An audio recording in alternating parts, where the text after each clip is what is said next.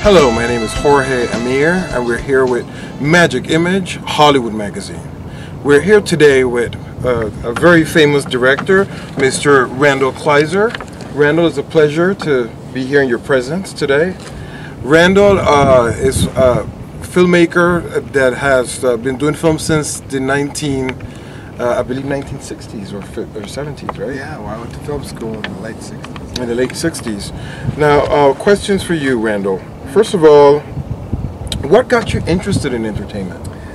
I guess when I was a kid, when I was 10 years old, I saw Cecil B. DeMille's movie, The Ten Commandments. And when I saw the opening of the Red Sea, I just thought, wow, I would like to be able to do that. So I learned that directors know how I can work on big movies and do special effects, and so I was hooked. So how do you go from film school to your first film? Well, I made a student film at USC Film School called Peach. It was my master's thesis, and it was seen by Universal, like some executives, and they hired me right out of film school to start directing episodic television. Wow. Now, this is the 30th anniversary of your film Summer Lovers. Tell us a little bit about that, and what does that film mean to you? Well, after I did Grease at Blue Lagoon, I went on I was doing a publicity tour for Blue Lagoon, and I was talking to one of the journalists who said that he had just gotten back from Santorini. And I asked what that was about, and he said, oh, all these kids from all over the world come to Santorini in the summertime, and they go to these nude beaches, and they have wonderful affairs, and it's this gorgeous place. So I looked it up, and I saw photos of it, and I saw the white steps, and I just started thinking about it, and I thought I should go over there and just hang out and see if it inspires me to write anything. So I went over in September and of 80, I guess it was September of 81 maybe, and I saw all this stuff happening and just started writing about it. And when I got back, I pitched it to a couple studios and got a go-ahead. Wow, so the turnaround to make the movie was pretty quick. Yes. I took pictures of magazines of Santorini, and I had taken photos of the place itself, and then I cut pictures out of magazines of the type of actors that I wanted to use, you know, the beautiful people, and put that all in the book, and I showed that to the people at the studios. Now tell me, how did you get to Peter Gallagher and Daryl Hannah, and also how did you get to having a French actress in your film? Well, it's funny. Originally I had Dennis Quaid playing the part, and Dennis Quaid and I'm trying to think of who the girl was. Maybe it was Daryl. I met Daryl because I was at the commissary at Warner Brothers, and I saw her across the way. She was doing the movie Blade Runner, and so I wrote and said a note. I said, to the girl in the pink dress, if you are an actress, please call this number for a screen test. And I gave it to the waitress and said, give it to that girl over there, and I left. And she called, and it turned out to be Daryl Hannah, and she got it, and this was her first starring role. With Peter, as I mentioned, I had Dennis Quaid first, and he suddenly called on a Friday and said his wife would not let him go to the Greek islands and be naked with two women. So I lost out on him, and I had to suddenly replace him by Monday. And so that Saturday night, I was panicked, and I was watching TV, and I saw The Idolmaker starring Peter Gallagher. So the next day I called the casting people and said, let's get Peter Gallagher. I said, okay, and so that's how it happened. And was it that easy? I mean, was Peter Gallagher, was he very well known at that time? Well, he had done that one movie, and I just thought he was terrific and right for the part. And then in terms of the French girl, my friend John Milius I went to school with, who did Conan, had worked with this French actress, Valérie Knesset, and I asked him, do you know any French girls? And he said, yeah, Valerie. So I cast her off of that, and when we arrived there in Greece, we were doing makeup tests, and she wasn't looking exactly the way I wanted her to look. I needed her to look really, really glamorous, and the makeup people weren't working out. So I flew a portrait artist from West Hollywood to Greece to do her makeup, and that's what made her look so glamorous. Wow, that is absolutely amazing, and I really truly love this movie. Can you tell us a little bit about the music? You had the Pointer Sisters in it. You have a very famous composer, Basil, right? Basil Polidoris has worked on many of my films. He went to film school with me, and we got to Richard Perry. I had contacted him because he had the Pointer Sisters slow hand, which is what we used as our to cut the film to. And he said, I have this new song coming out called I'm So Excited. And so I said, well, can we hear it? And I said, wow, that's even better. And so that's how we got that song. And then Richard went into the studio with Tina Turner. We got her to come and record Johnny and Mary. And we used a couple other Tina tracks. I really wanted to do the whole score with Tina Turner music, but it turned out that it worked better to have an international sound, so I went and got the top 10 records of every country and sat and listened to them all and picked the ones that would fit for each sequence. And how did it work with the people of Santorini? What was the what was the introduction as far as bringing a film like this to shoot in Santorini? What was it like, and what was the reception? Well, there hadn't been many movies made there, and it was kind of a sleepy village. Io was a sleepy village. Now, because of the movie and other things, it's like a very trendy place with all kinds of very expensive shops everywhere. But then it was like a little Greek island and beautiful, but the people were sort of intrigued by the fact that a movie was being shot there. And, well, you've shot there, haven't you? Yes, I have. Yeah, so it's probably different now. Very different, but everybody still remembers your film. It's very popular in Santorini. Yeah, I'd like to go back. Now, you also did Grease, of course, just one of the best musicals of all time. Tell me about that and Olivia Newton-John and working with John Travolta and that whole experience of just making Grease. Well, the reason I did Grease is that John Travolta and I had worked together on Boy in the Plastic Bubble. And when they were looking for a director, they asked him who he'd worked with, and he mentioned me. And so he really pushed for me to direct Grease. And Olivia was a little reticent. She wasn't sure she wanted to do this movie because she had done a sci-fi movie in England that didn't work out so well. She didn't like it. So she said, I'll do Grease if we can do a screen test, and I'll see if I feel comfortable with John and with Randall and how I look, you know, because she was 28 and he was like 19 or something. She didn't want to look old next to him. And so we did a test, and she saw it, and she loved it, and that's how she got it. Wow, now back then, Grease has a certain feel of a certain time, and it captures an essence. You know, there's the drive-in theaters, there's well, how do you see Hollywood of the times when you started as opposed to now? Well, just like decades have gone by and things have changed tremendously. There's been two giant shifts from show business in filmmaking since I got started. The first was when we were film students and the studio system kind of changed and all the young directors were able to start working, like Lucas and Spielberg and myself and John Milius and all these people. The changing of a guard where they realized that there's an audience out there for young people to see films. And now there's a second big transition with the digital revolution where everything is changing again, and suddenly the whole studio system is shifting, and it's becoming very easy for everybody to make films, and it's very inexpensive, and you can have your film seen all over the world the next day with the internet. So things have tremendously changed. Now, can you mention any comparisons as to the first change that you experienced as to the second one? So pretty much you experienced the collapse of the studio system. Yeah, where they had movies made for like older audiences, kind of like big films. I mean, I think Easy Rider was the film that really changed the way filmmaking was thought of. Suddenly, it was a small movie, it was a big hit, it didn't cost much, it was done with little cameras, you know, it was not like a big Hollywood soundstage movie, and so that was beginning to change. And I've observed now that the internet has made, and these small cameras has made it like possible to shoot movies for hardly any money at all, and so everybody's making movies for no money at all. So Randall, your films they have a certain sensitivity about them that makes them eternal. How, as a filmmaker, what is the process that you use to capture something like that that brings audiences and generations to appreciate your work time after time? I guess I just make films that I would like to see, and I guess my taste is very similar to other people's, and that's why they come to see them.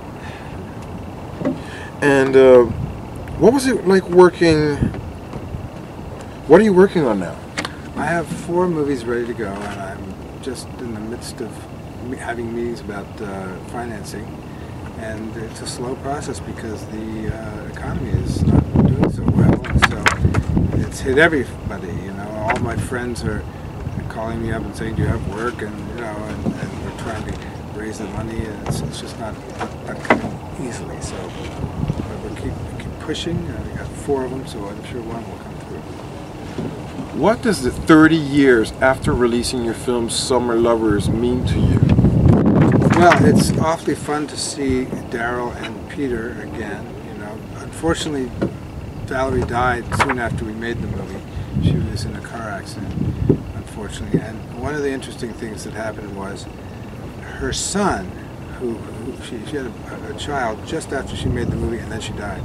Her son contacted me a few years ago and said, I've never seen Summer Lovers, but my mother is in it, and could you get me a copy? And so I made a copy and sent it to him in France, and he wrote me an email and said, "I'm sitting here crying because I have seen my mother for the first time since I was a baby, and I'm just so thankful." And so, they had a screening in New York about a year or so ago, and I appeared by Skype on the screen, and he was in the audience, and we were talking about his mother. So it was very bizarre, and then finally he came out here and I met him. He was a really nice guy from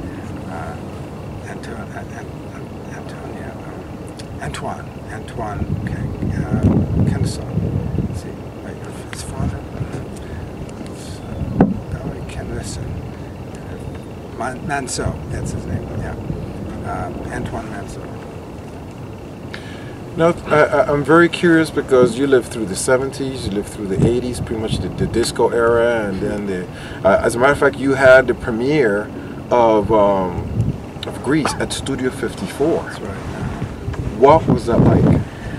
Well, I guess it was really exciting because, Studio... Did you hang out there before, or was that the first time? No, it was the first time I'd been there, and it was legendary even then, with the big moon that came down with the cocaine spoon that went up and it lit up. It was really like a legendary place, and they had all these 50s cars, and Alan Carr had put together. He was a real showman, and he had, every time we had any kind of screening or premiere, he'd really do it up. So it was great to have the premiere at Studio 54. And how did that change in the 80s? What was the change of decades like from the 70s to the 80s? In terms of filmmaking. I think, for me, I got to do Blue Lagoon, which is something I really wanted to do, and Summer Lovers, and Grandview USA with Jamie Lee Curtis. So that was a period where I was doing film after film. It was so much fun. Music in the studio system. I think that where it changed was when I decided to go more independent with my film It's My Party, which was started at a studio, but it was a very small movie, and I turned down a big movie to do it. And, that was the shift for me, moving away from the big studio films. Now, what is it like for you to work in the studio system as opposed to the independent film system? Well, there's less control when you're doing independent films, because on any studio film, they have all these executives that sort of like come onto the set, or they give you notes, they tell you how to cut the movie, how to cast it, how to direct it. Everything is sort of like they're trying to help you all along the way. Many people are trying to help you. So, you have a lot of money to work with, but you don't have a lot of control. And independent films are much more fun because you get to really control it. Now, would you consider Summer Lovers an independent or studio film? I think it's an independent film because I wrote it and they left us alone. We went to Greece, we shot it there. There was Now, also, if you weren't in the entertainment industry, what would you be doing? Well, I might be a flight attendant.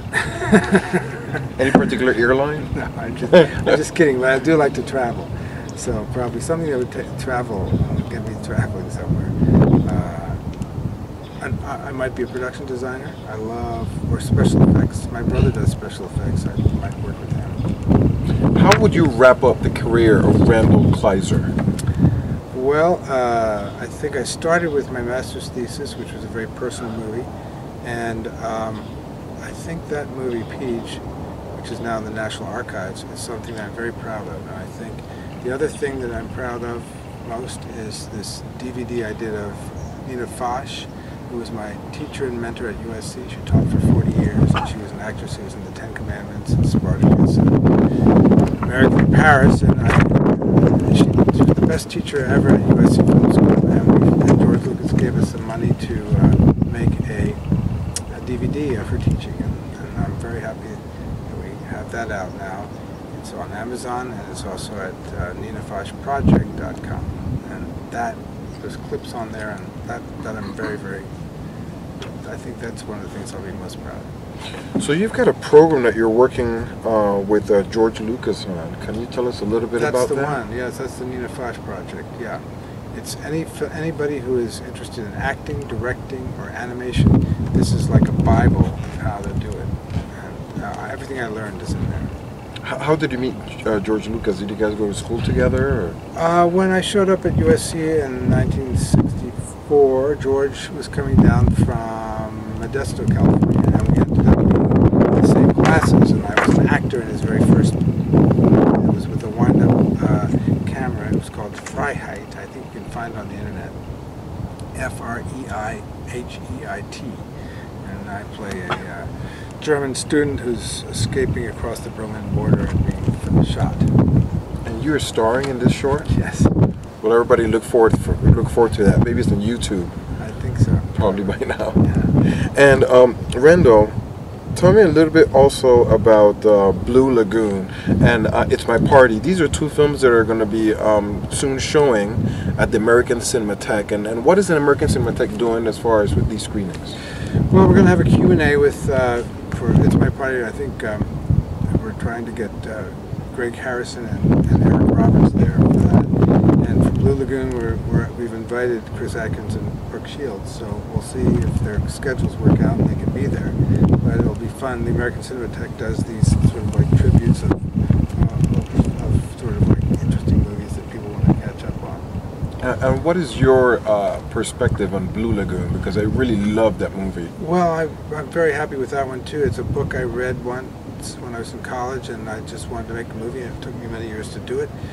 And I got the most wonderful cinematographer, Nestor Almendros, who had worked with Francois Truffaut, and he got an Oscar nomination for it. And I just really loved that movie. And having the premiere at the Cinerama Dome was a blast. And George Cukor came, and Gregory Peck came, and it was just a dream come true to have this movie that I launched be shown at this big premiere and be so well received. I mean, there were lines around the block everywhere, and it was great. And the DVD the Blu-ray is finally coming out next month after all these years. That's great. Yeah. I'm sure it's probably chock full of extras. There's some extras, yes.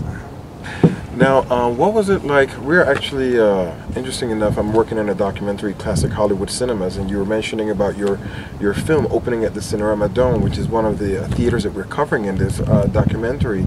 What was it like back then to have a premiere in a palatial theater like that? It was great. They had like a whole the parking lot where right now where all the structures are. There used to be flat parking lot.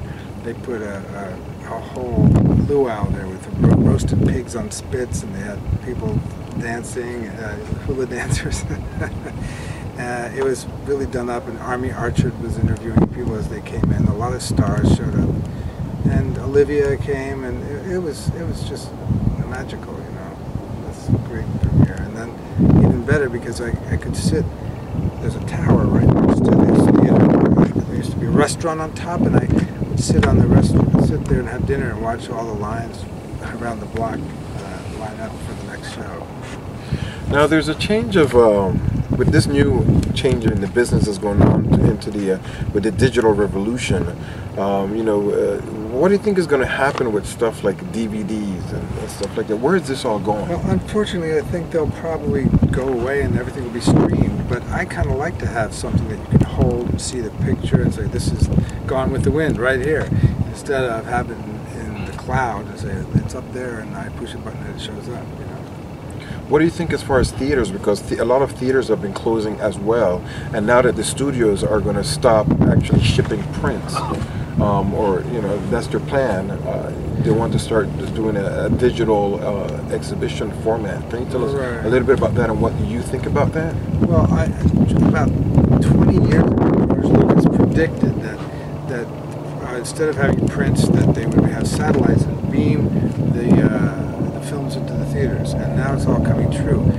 Right now they have something called DCPs, digital cinema packages that they stick into the hard drive and they run it that way. But it's all shifting now to satellite feeds. And what are your thoughts on that? Encrypted satellite feeds. I think it's great, except that the one thing is the theaters have to be really, really good now because the home theaters are getting so good with high definition, big screen televisions. It's as good as some smaller theaters that are not keeping up. So all the theaters really have to do well to get the best sound, the best image to compete with the home theaters.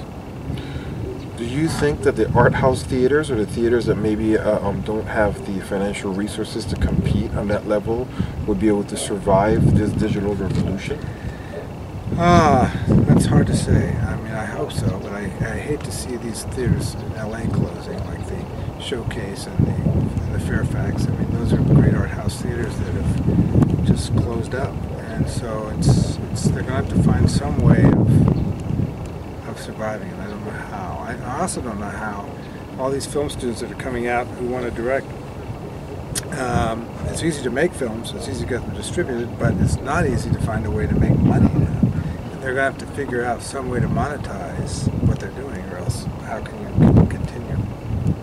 That is very interesting, considering that you came from a time where actually an elite group of people got a chance to work in films, and now there's access. Mm-hmm. So do you think now that a career in filmmaking now needs to be more taken as a sort of a hobby type of thing, or what? No, I think that the cream will rise to the top. If somebody's talented, they can be discovered now, whereas before they had to know how to work the system and get over here and know somebody and go to parties and meet people and do all that to get a shot. Now they can do a shot in Des Moines, Iowa with their iPhone. If they do something good, it'll be seen, it'll go viral, and they'll get discovered. Wonderful. ¿Alguna otra pregunta para él? Perfecto. Thank you very much, Randal. This has been Randal Kleiser for Magic Image Hollywood Magazine. We've lost the line.